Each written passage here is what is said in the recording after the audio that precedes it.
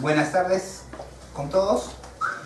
Vamos a realizar la última sesión presencial del diplomado, curso diplomado, vinculado al tema del proceso de ejecución.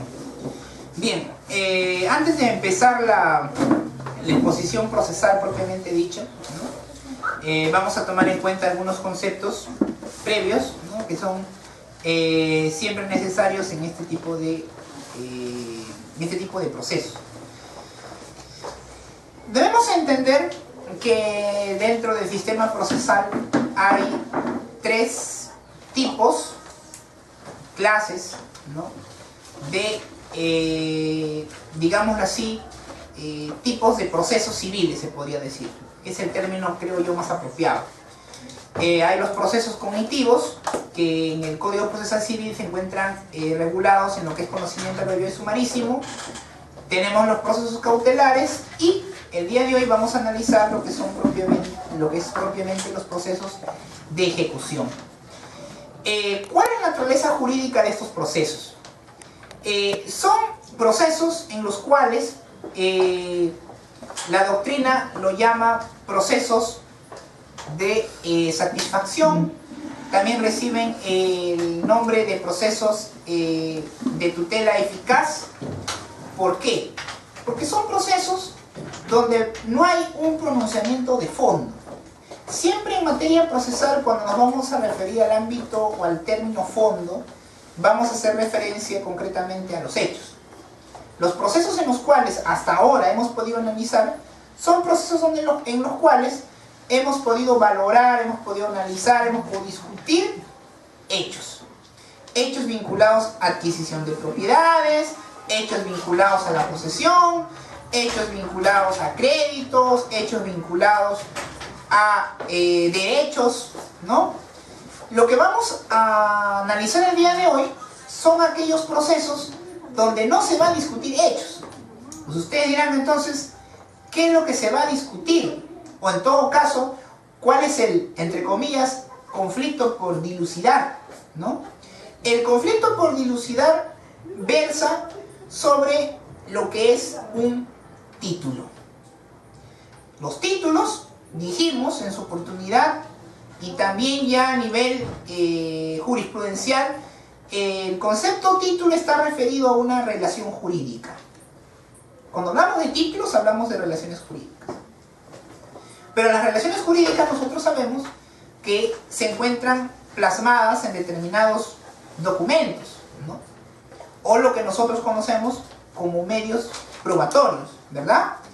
Bien, lo que pasa es que nuestro ordenamiento jurídico procesal ha determinado que ciertos documentos que contienen ciertas relaciones jurídicas llamadas títulos tengan dos procedencias.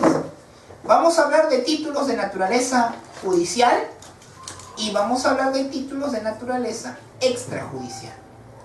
Los llamados títulos de naturaleza judicial son lo que nosotros conocemos como las sentencias. Es decir, sentencias firmes, es decir, sentencias que ya no tengan o no sean objeto de algún medio impugnatorio. Y también nos vamos a referir a las llamadas actas de conciliación y los llamados laudos arbitrales, que son dentro de la doctrina procesal considerados como títulos de ejecución judicial. Ahora, ¿por qué un acta de conciliación o por qué un laudo arbitral es considerado un título de ejecución judicial? Porque sencillamente un acta de conciliación o un laudo arbitral, ¿no? Tienen el mérito o tienen la fuerza o tienen la calidad de cosa juzgada. Es decir, el acuerdo o los acuerdos o la decisión, ¿no? En el caso de los laudos, plasmadas en dichos documentos, no pueden ser objeto de impugnación. Es decir, el acta de conciliación a través del cual se llegó o arribó a un acuerdo, ¿no? Es o tiene la calidad de cosa juzgada. Es decir, los hechos o el acuerdo, ¿no? Contenido en dicho documento no puede ser materia de un juzgamiento, salvo las causales de nulidad establecidos tanto en la ley de conciliación como en la ley de arbitraje. Fuera de los supuestos establecidos en nulidad, establecidos en su propia ley de la especialidad, esos títulos no pueden ser objeto de cuestionamiento. Entonces, cuando hablamos de títulos ejecutivos, judiciales, nos vamos a referir a las sentencias, autos también, ¿no? Autos, ¿no? Firmes, es decir, que ya no sean objeto de algún medio impugnatorio. Nos vamos a referir también a los laudos y nos vamos a referir a las actas de conciliación con acuerdo, ¿no? Total o parcial. Y dentro de los llamados títulos de ejecución extrajudiciales, ¿no? Tenemos a lo que ustedes conocen como los títulos valores y los que señala la ley, como por ejemplo, ¿no? Las llamadas garantías reales, ¿no? El caso de las hipotecas, el caso de la prenda, ¿no? Que tiene su propia legislación especial, ¿no? El caso también de las anticresis, ¿no? Y en general, ¿no? Aquellos títulos o aquellos documentos que la ley le otorgue, ¿no? El grado de, o la consideración o el mérito de ejecutivos. Entonces, en estos procesos, en principio, no vamos a discutir hechos, no vamos a discutir aspectos de fondo, no vamos a dilucidar una controversia. Ustedes dirán entonces, ¿qué es lo que vamos a discutir? Bien, la demanda, propiamente dicho, que en la doctrina, más que hablar de demanda inclusive, se suele adoptar la denominación de solicitud. ¿Y por qué no demanda? ¿Por qué no emplear el término demanda y por qué sí emplear el término solicitud? Porque recordemos algo, la demanda, ¿no? En abstracto, que nosotros sabemos, ¿no? Que es la manifestación del derecho de acción modernamente, proviene de un derecho mucho más antiguo que data desde la Edad Media. ¿Y cuál es ese derecho? Ese derecho es el llamado derecho de petición. Es decir, el antecedente más remoto del derecho de acción es el derecho de petición, que aún sigue vigente, pero que ahora se plasma en lo que es el derecho administrativo, ¿verdad? Por eso que en el ámbito administrativo hablamos de solicitudes, ¿no? No hablamos de demandas, ¿verdad? Y el término demanda ha sido acuñado para lo que es aspectos de naturaleza procesal, ¿verdad? Hablamos de demandas en el aspecto procesal. Pero ¿por qué en estos procesos, por qué algunos sostienen que el término correcto es hablar de solicitud? La solicitud, ¿no? Es la manifestación del interés, ¿verdad? Que uno manifiesta ante un determinado ente estatal. En este caso concreto, ¿verdad? Los títulos de ejecución van a satisfacer un interés, van a satisfacer, en algunos casos, un derecho, y en otros casos van a satisfacer el cumplimiento de una determinada obligación. Derechos y obligaciones. Entonces, ¿qué es lo que ocurre? Cuando hablamos de una demanda, ¿verdad?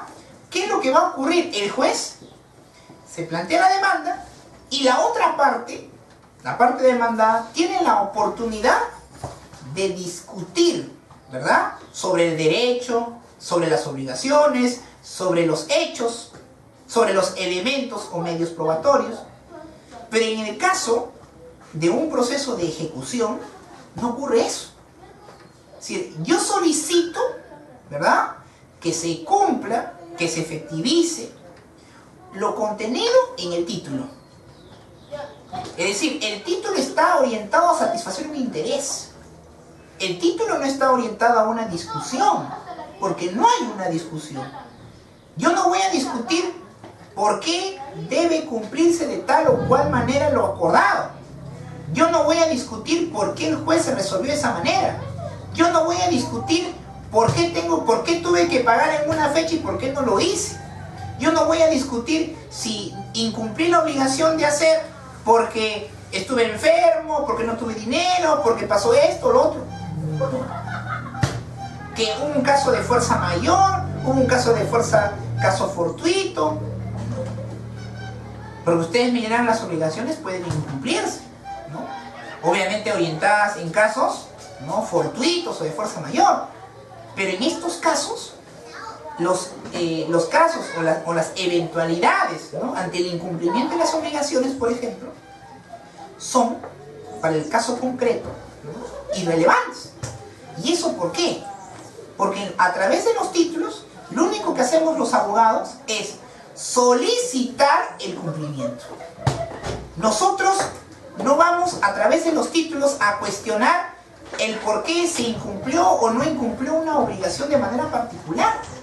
No vamos a decir por qué no se pagó o no se pagó la obligación principal de la hipoteca. No vamos a decir por qué se incumplió o no se incumplió el pago, ¿no?, en determinadas cuotas o letras, ¿no? Eso es irrelevante. Entonces, ¿por qué la doctrina señala que es correcto hablar de una solicitud que hablar de una demanda? Por dos razones.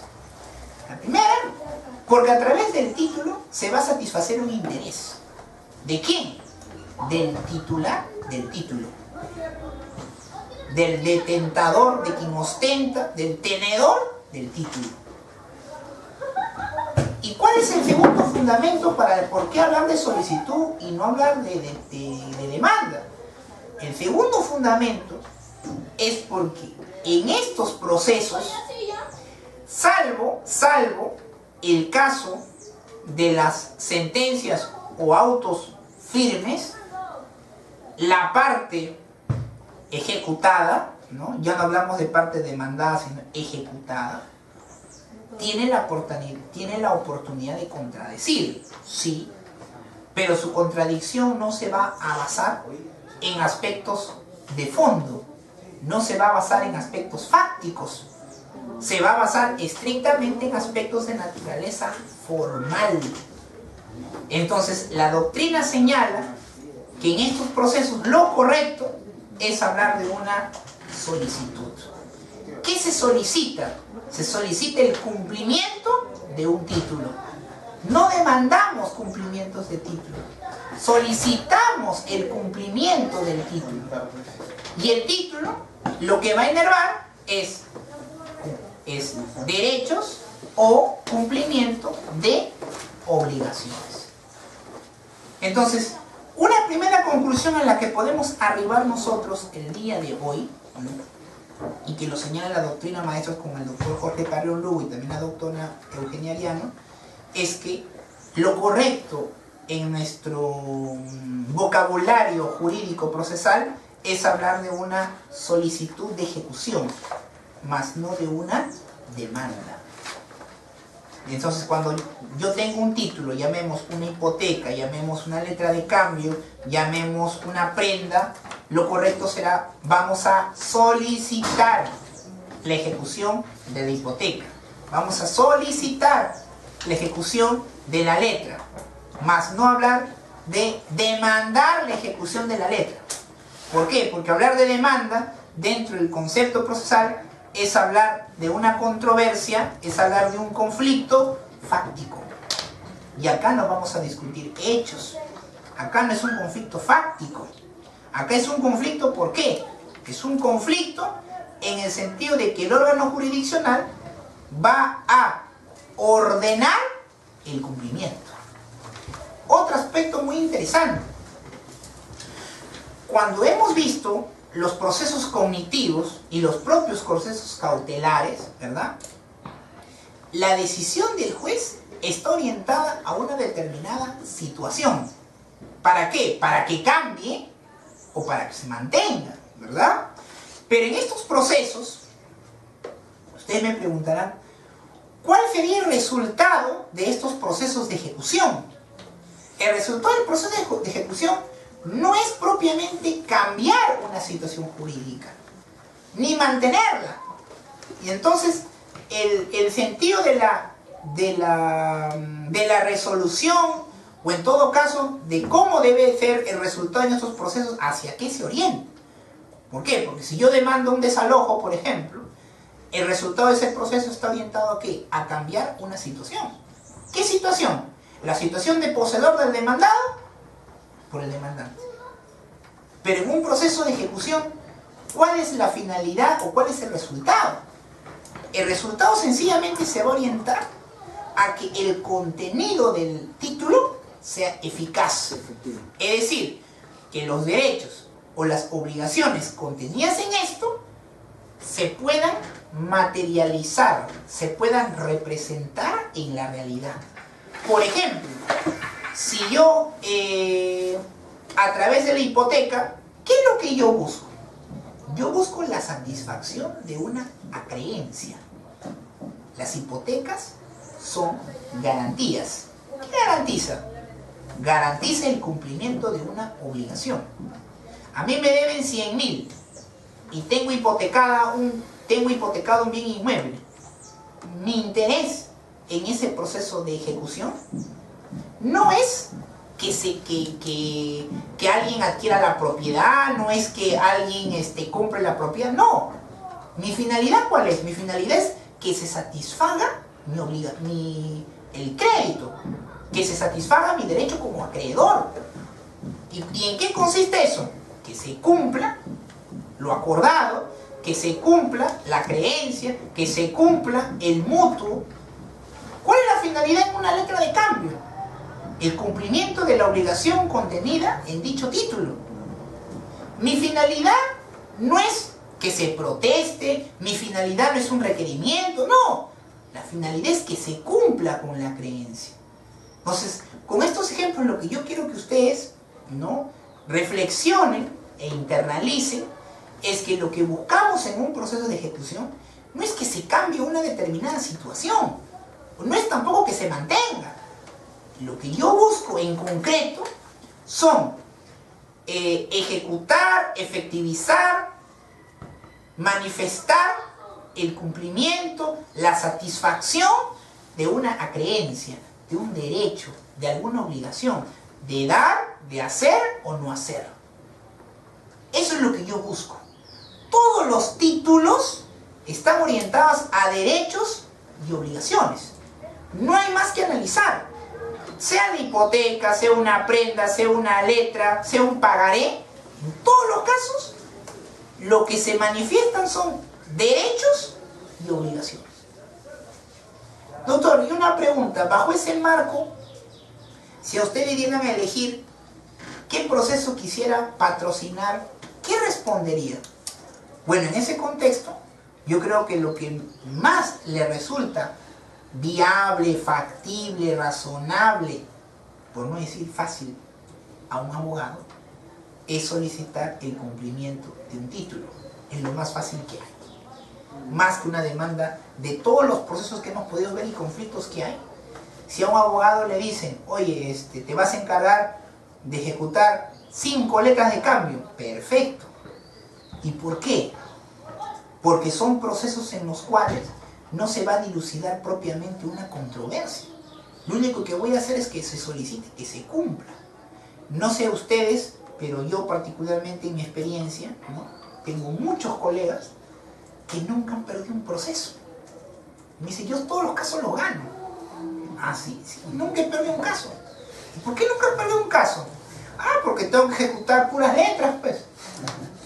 Entonces, en esos procesos es prácticamente, yo le pondría, ¿no? Si ustedes me han dicho en una clase, seguramente se recordarán que yo dije, usted, doctor, dijo que usted no puede predecir un resultado. No puedo predecir, pero sí hay procesos donde las probabilidades son mucho mayores, pues, como en estos casos, ¿no? Son casos ganables. Ahora, contrarios a eso, si yo patrocino la solicitud del cumplimiento de estos títulos, la pregunta es, la otra parte, ¿qué probabilidades tendrá frente a ese proceso? Obviamente tendrá las probabilidades que pierda. En otras palabras, un abogado que asuma la defensa del proceso de ejecución como parte ejecutada, es muy probable que todos los procesos los pierda. Y eso no quiere decir que sea un mal abogado, no. Lo que ocurre es, y volviendo al ámbito de la naturaleza de estos procesos, lo que pasa es que la argumentación de defensa en el caso de los abogados, en este caso, es muy restringido. ¿Por qué? Supongamos que mañana uno de ustedes me dice, doctor, tengo que presentar una contradicción contra esta letra de cambio. Me dirán, ahora, ¿cuál sería el contenido o cuál sería la argumentación de mi contradicción? Bueno, lo único que le diría a ustedes es, agarren su ley de títulos valores, analicen lo que señala los requisitos esenciales de una letra de cambio y se acabó. No hay más que analizar. ¿Qué otro argumento podría emplear? No hay más argumentos. No hay otro tipo de argumentación. No hay que me voy a remitir al Código Civil, libro de obligaciones. No. Mi Biblia tendrá que ser mi ley de títulos valores. Mañana llega la ejecución de un laudo arbitral. Yo me pregunto, tengo que presentar una contradicción. ¿En qué tendría que sustentar mi contradicción? En lo que señala la ley de arbitraje. No hay más. No hay otra cosa que fundamental. No hay más que agregar. Si tengo la ejecución de un acto de conciliación, igual, tendré que recurrir a la ley de conciliación, ¿no? Y la modificatoria del decreto legislativo 1070, que modificó algunos aspectos de la ley de conciliación. Pero no hay más. ¿Qué otros aspectos más podrían argumentar? Doctor, pero la argumentación como abogado nosotros podemos plantear un sinnúmero de situaciones. ¡Claro! La argumentación que emplea un abogado es válida, ¿no? Siempre y cuando obedezca a un debido razonamiento, una debida interpretación, una debida motivación. Perfecto. Pero la argumentación en esos casos está destinada a ser insatisfactoria. Es decir, no se va a evitar, ¿no?, que ese título se cumpla, que el juez no ordene su cumplimiento. Muy bien, entonces, habiendo, ¿no?, analizado, ¿no?, este primer aspecto, ¿no?, de la naturaleza de los procesos de ejecución, vayamos in situ a la parte procedimental. Doctor, sí. Hay casos he visto casos en que las personas por la desesperación del dinero a veces firman letras en blanco para ser llenadas, personalmente ponen su firma y la dejan en blanco para que pues, la otra persona la ejecute cuando sea conveniente. ¿Esa parte podría haber uno argumentar algo en esa situación o cómo se podría hacer? Por ejemplo, ya ahorita a mí me dan un préstamo, yo le firmo en blanco, así ha pasado caso.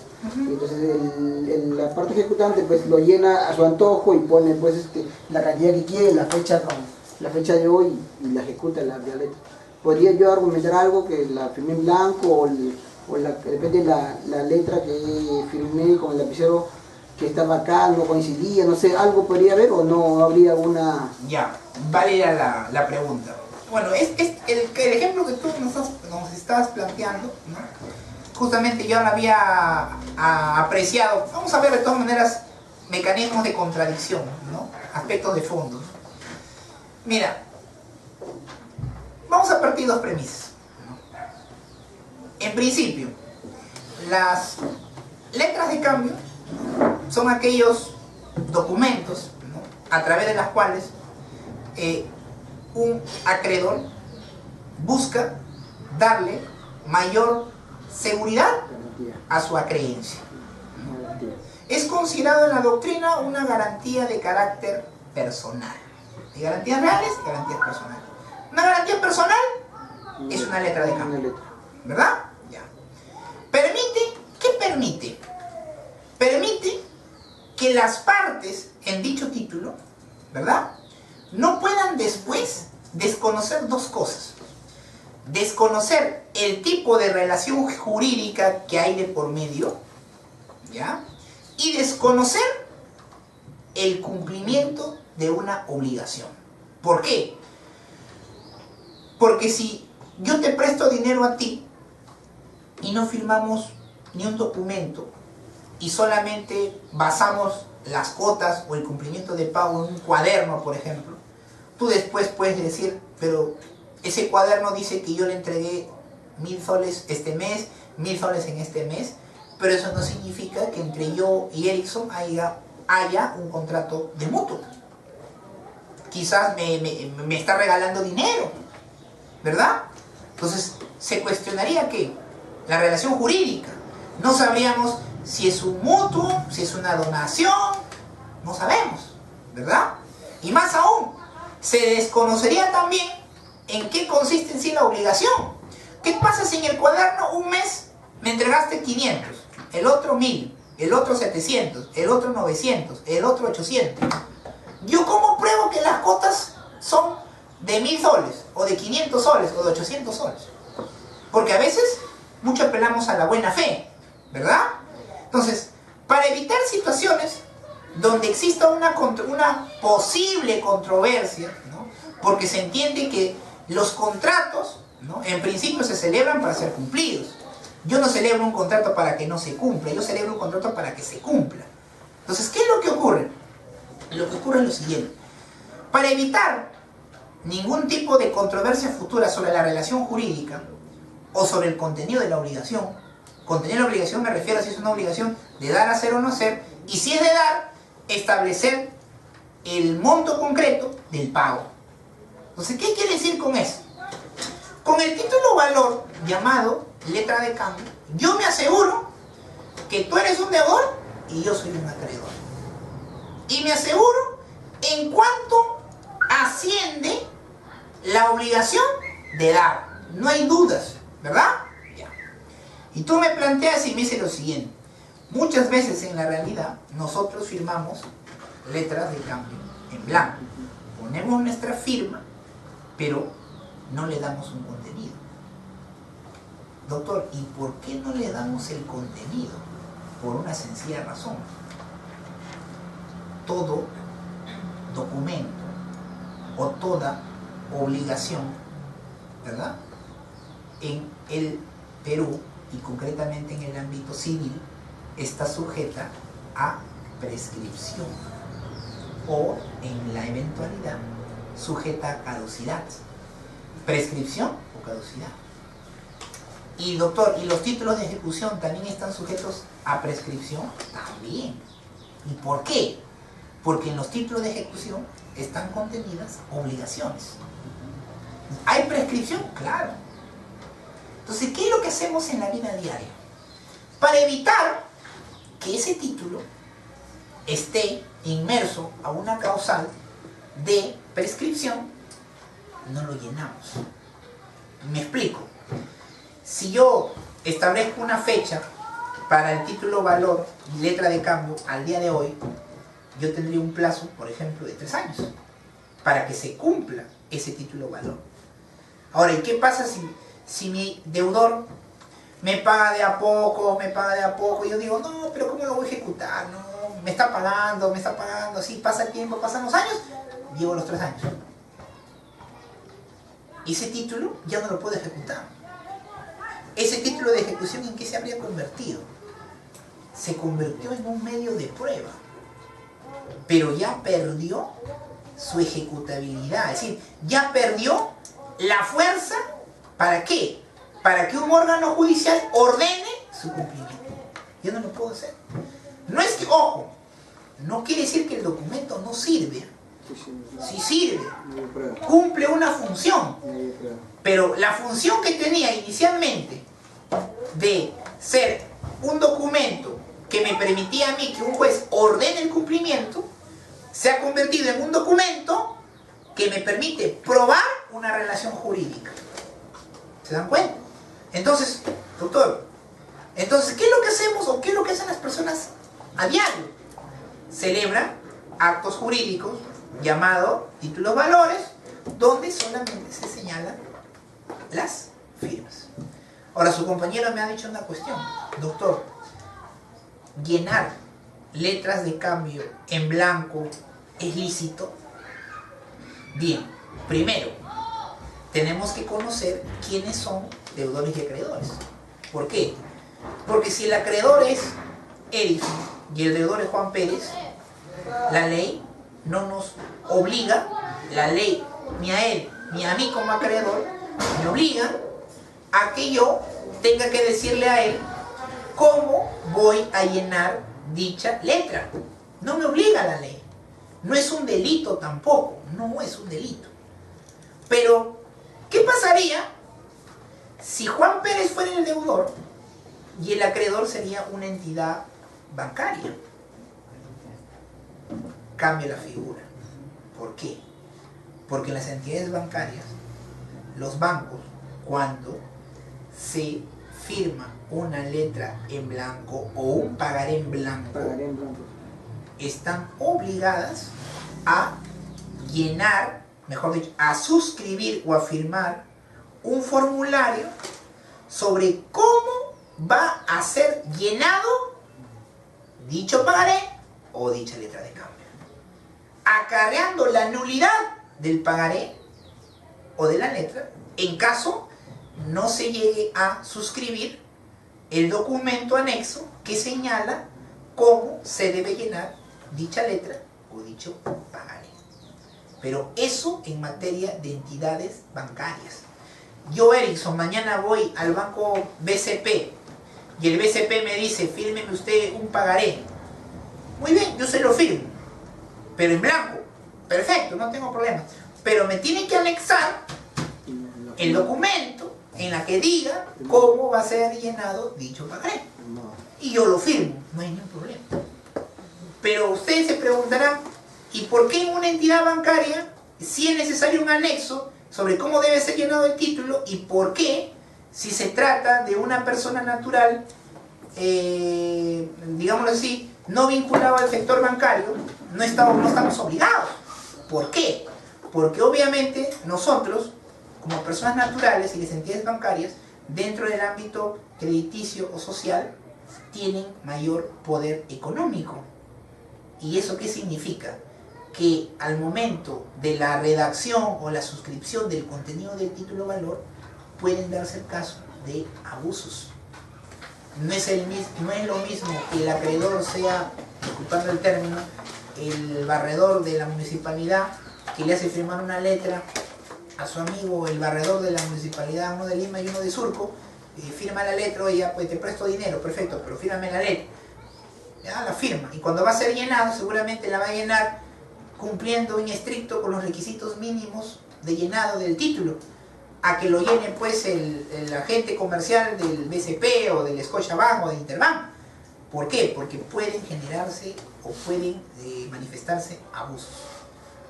Por eso es que la ley ha previsto que en esos casos, ¿no?, sean las entidades bancarias deban hacer firmar un anexo sobre cómo debe ser llenado esos títulos.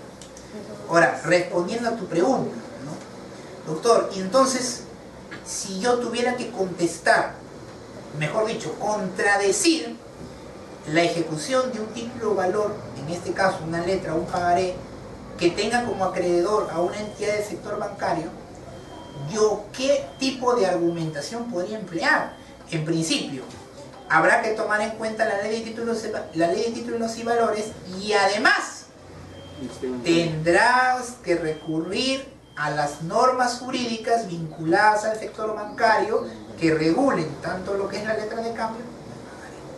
Ahora, en materia de entidades bancarias, las normas jurídicas que la SBS regula las actuaciones o actividades de estas entidades bancarias, lo hacen a través de circulares. La SBS lo que hace, la manera como regula el actuar de esas entidades es a través de circulares. Entonces, ¿qué puedes hacer tú?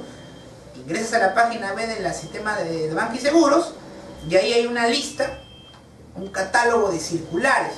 Estos circulares son, se podría decir, normas jurídicas, pero en el ámbito del sector bancario, que regula la actuación de estos bancos dentro de las actividades comerciales que realizan. Una de las actividades comerciales que realizan precisamente es la expedición de estos títulos valores, concretamente los pagarés. Entonces, ¿es válido la suscripción de letras o pagarés en blanco? Sí. Pero en el caso de letras o pagarés suscritas ante entidades bancarias, ¿no?, hay que tomar en cuenta, ¿no?, las circulares que regulan las actividades de estas entidades bancarias. Y obviamente puede ser, ¿no?, que para nosotros los abogados sea un mecanismo de contradicción o un fundamento, un argumento de la contradicción al momento de interponer, ¿no?, una hipoteca, una contradicción. Ya aunado a este tema de la contradicción, y ya que estamos viendo concretamente los casos de los títulos, un caso muy particular es el caso de las hipotecas. ¿Qué pasa con las hipotecas? Muchas veces una pregunta que siempre nos trae a colación es la siguiente, y básicamente se da en el sector bancario, no tanto en el sector las hipotecas constituidas por personas naturales jurídicas que no están vinculadas al ámbito bancario, financiero, y es el siguiente. Juan Pérez, para obtener un crédito de una entidad bancaria, esta le exige que se redacte, que se suscriba una hipoteca. Y obviamente Juan Pérez accede a la suscripción de la hipoteca para garantizar un determinado crédito. Pero ocurre algo muy curioso. ¿Y cuál es lo curioso que ocurre? Lo curioso que ocurre es que una vez de haber cumplido el crédito ante esta entidad, esta persona suscribe un nuevo crédito.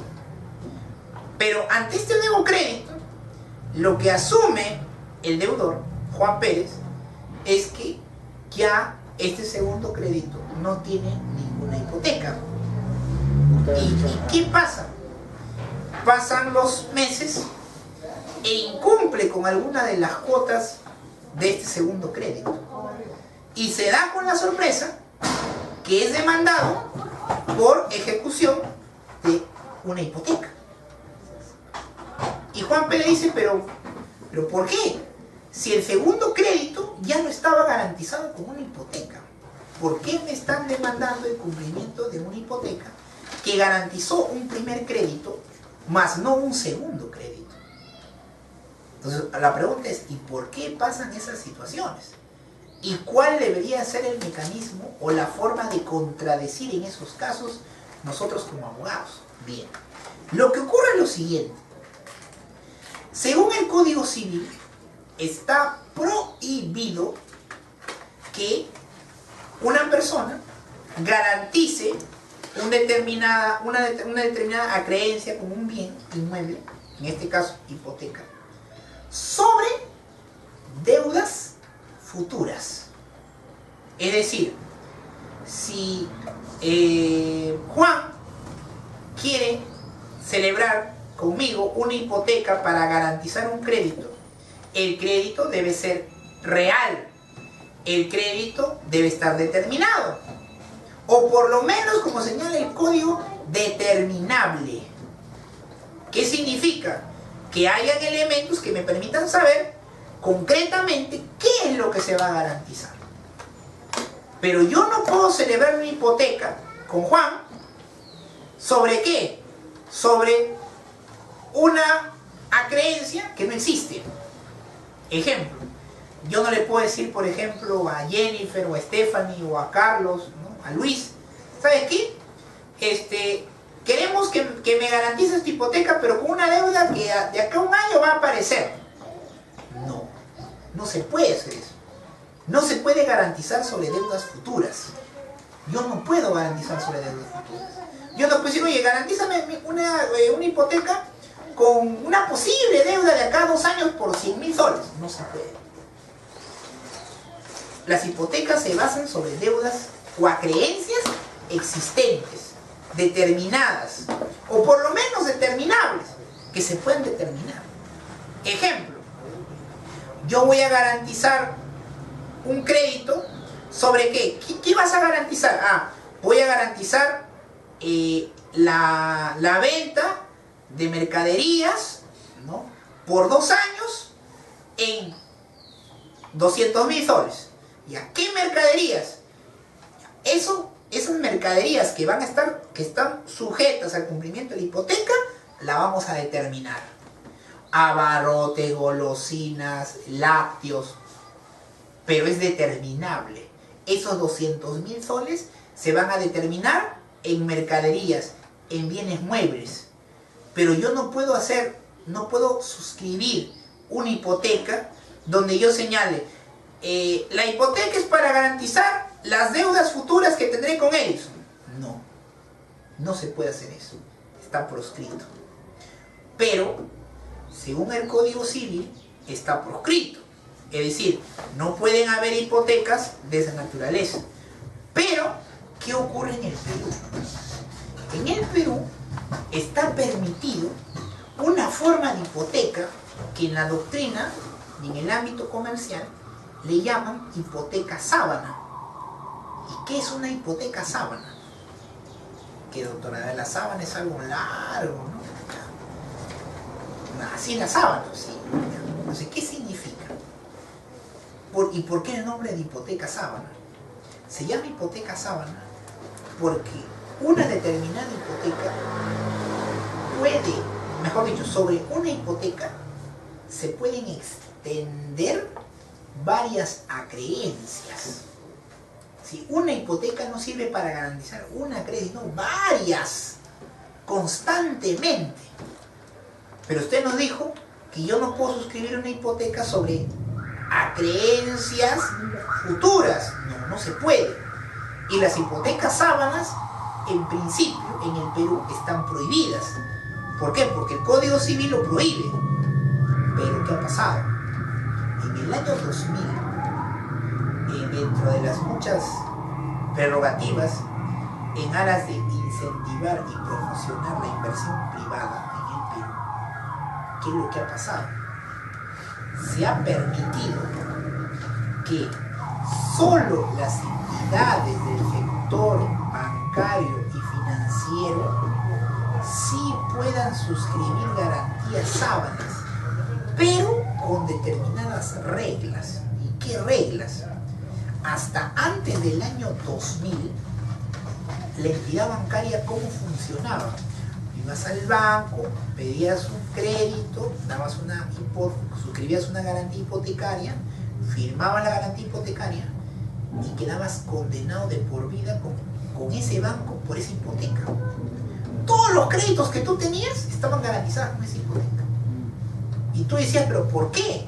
Yo he firmado la hipoteca para el primer crédito, no para el segundo, tercero, cuarto, quinto. Sí, pero es prerrogativa del banco y ejecutamos. Eso fue hasta el año 2000. El año 2000, frente a estos abusos, y si bien es cierto hay que mantener la inversión privada, la inversión a nivel crediticia, financiero, bancaria, fue que se aceptó que se permita estas hipotecas sábanas, pero bajo ciertas condiciones o bajo ciertos parámetros. ¿Cuál es ese parámetro? El parámetro es el siguiente. Si cualquiera de ustedes, hoy día, mañana, pasado, en el tiempo, quiere solicitar un crédito a una entidad bancaria y la entidad bancaria le solicita una hipoteca, ustedes, dentro de sus facultades, como propietarios de estos bienes, porque un primer elemento para celebrar una hipoteca es precisamente que lo haga el propietario del bien. Entonces, ¿qué es lo que pueden hacer ustedes? Pueden aceptar la constitución de la hipoteca o pueden negarse o rechazar la misma. Ahora, si la aceptan, ¿qué es lo que va a ocurrir? Dentro de las muchas cláusulas que seguramente van a firmar y que muchas veces no la leemos, ¿no? Porque son un montón y son letras chiquitas, ¿verdad? Ya. Una de esas cláusulas, ¿qué contiene? Una de esas cláusulas va a señalar de manera expresa que la hipoteca constituida, en ese caso, sencillamente, va a responder todas las acreencias presentes y futuras. ¿Qué, doctor? Si yo, en ese documento en el cual se constituye la hipoteca, establece una cláusula que, dicho bien, es para garantizar las deudas o créditos presentes y futuros, ¿qué significa? Que sencillamente ese bien no va a poder ser liberado mientras que yo siga celebrando una creencia con la entidad bancaria.